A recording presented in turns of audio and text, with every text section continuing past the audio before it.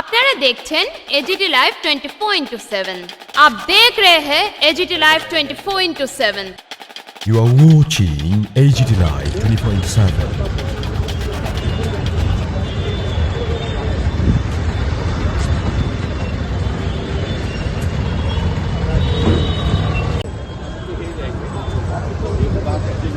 ये रास्ते में थोड़ा उसके लिए सर एक रास्ता है।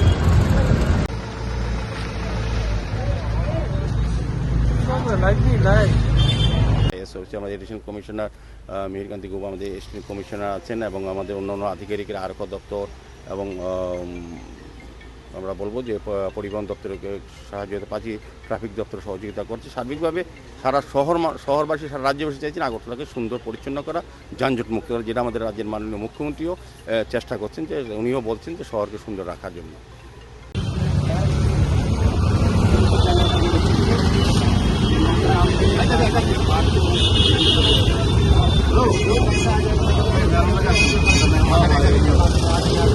সিপিএমের এটা ধারাবাহিক একটা সস্তা রাজনীতি, তাদের এখন সরকার নেই, তাদের সঙ্গে মানুষ নেই। মানুষকে কিছু কিছু যারা বেআইনি ব্যবসা করেন, যারা বেআইনি ভেন্ডিং লাইসেন্সের নাম করে বেআইনি ব্যবসা করছেন, তাদেরকে সঙ্গে নিচ্ছেন। আইনি লোক ওদের সঙ্গে নেই।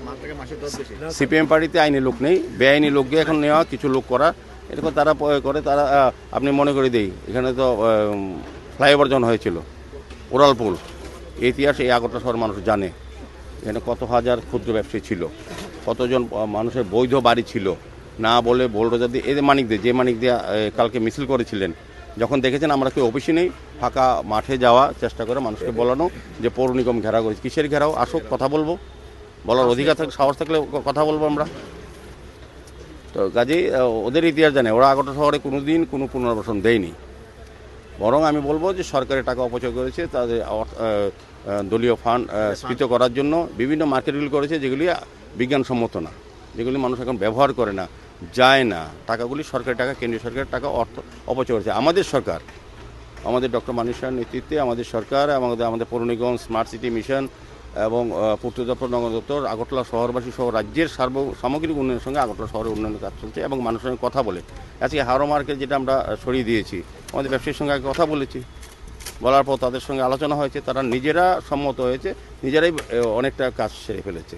এখন আমরা ড্রেসিং করে তাদেরকে, যারা যারা বৈধভাবে ব্যবসা করতে চায় বা বৈধ ব্যবসা করেন, আমাদের কাছে রেকর্ড আছে, তাদেরকে নিয়ে আমরা বসে আমরা পুনর্বাসন দেবো। আমরা বটতলাতে পুনর্বাসনের ঘর দিয়েছি।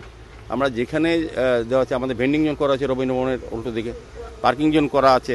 এখন পার্কিং জোন যদি পার্কিং না করে যদি বাইরে রাখে, ততক্ষণ তার গাড়ি তো নিয়ে নেবে।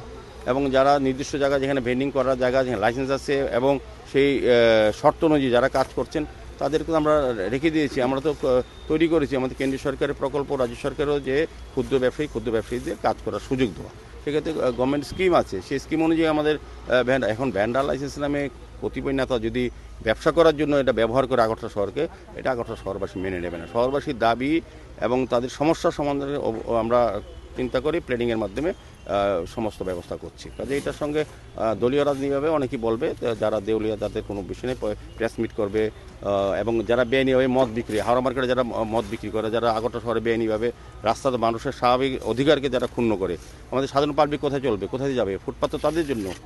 যারা অবৈধ ব্যবসা করে তাদের জন্য সিপিএম পার্টি, কংগ্রেস পার্টি এবং কিছু ব্যক্তি যারা এই রাস্তাকে বিক্রি করে তারা সংসার প্রতিপালন করে, তাদের এখন কষ্ট লাগছে।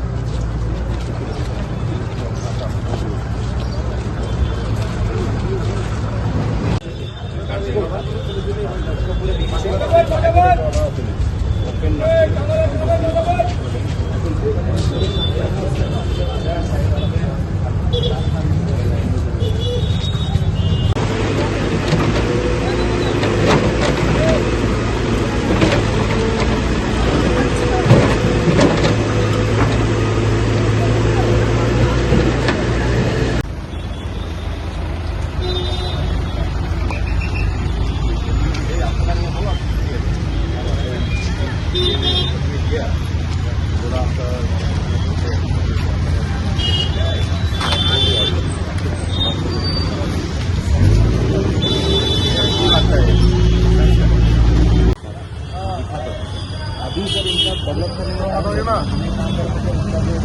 ये जो दीवार तोड़ के इधर भी चाहते हैं और किसी को बोलते हैं रोड को देर करने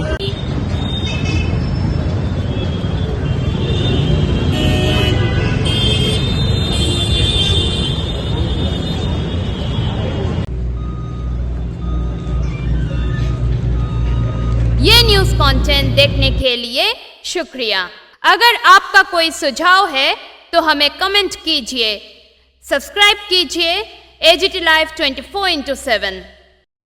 Thanks for watching AGT Live 24/7.